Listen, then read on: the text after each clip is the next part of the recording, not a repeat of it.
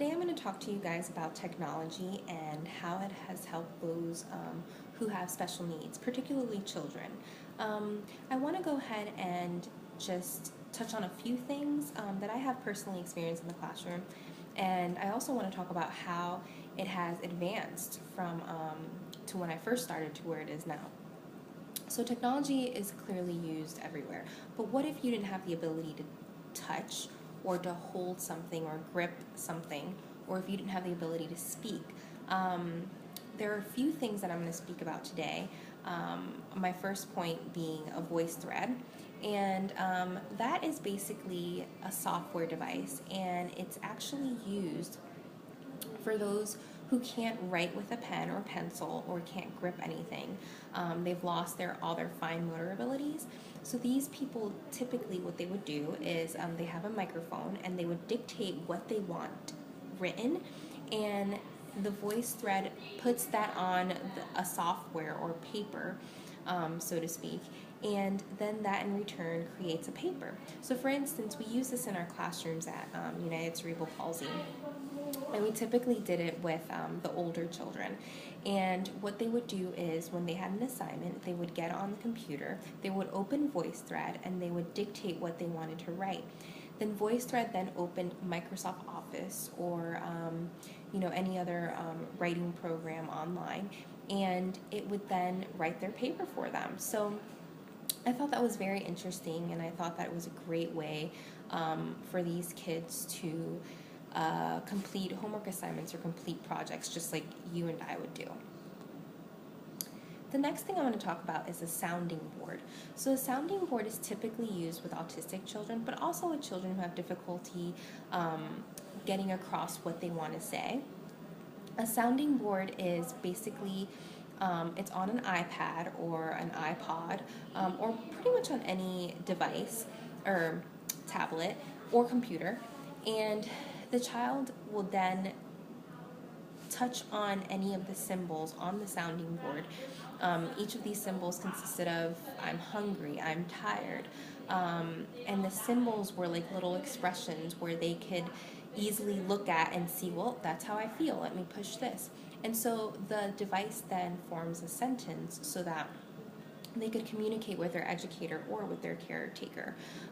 We use this a lot so that the kids don't get frustrated, because it is very difficult to articulate words with them. So what they would do is they would communicate with us. They would tell us what's going on. They would press the appropriate button, and that in turn, told us what we needed to do from there. So that was also very good, and it's good for, again, autistic children especially, but other children who have difficulty communicating how they feel.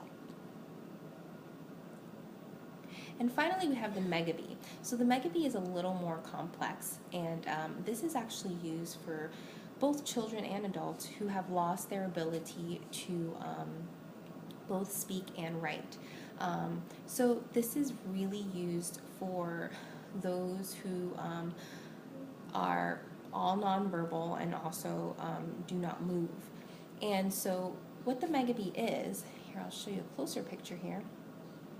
So you would put your head inside the middle here, and up here are numbers and letters. So what happens is when you're ready to communicate or say something, you were to put your head inside of the middle.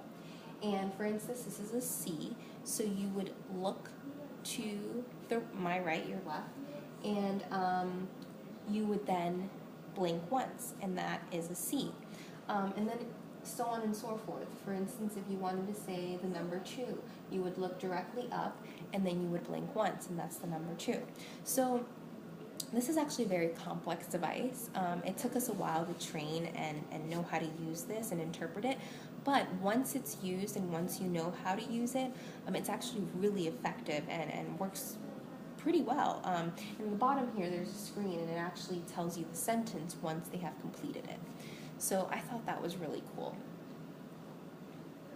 Now finally, I want to show you guys a video that I thought it was great. It ties everything together. You'll see examples there of the sounding board that I was telling you that these kids are using. They'll have different expressions on there, and you can actually see them in action and use it. And also you'll see other devices on there too. Mainly, again, mainly this is for autistic children, but again, it's used worldwide, everywhere, for any child who has any form of disability. Okay, so play that.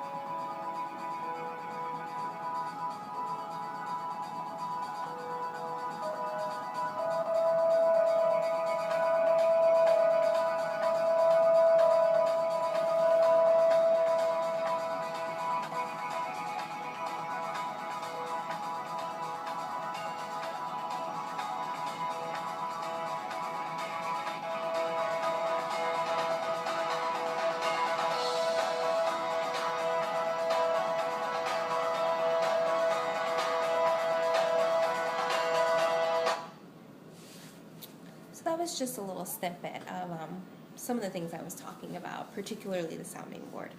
So you saw there the different symbols and different expressions, and there was actually one caption there that said, "I can finally express to you how I feel." So I think that's really cool, and these are just small things of what technology has done for these children, and I just think it really has been an advantage for them. So thank you very much. Have a great day.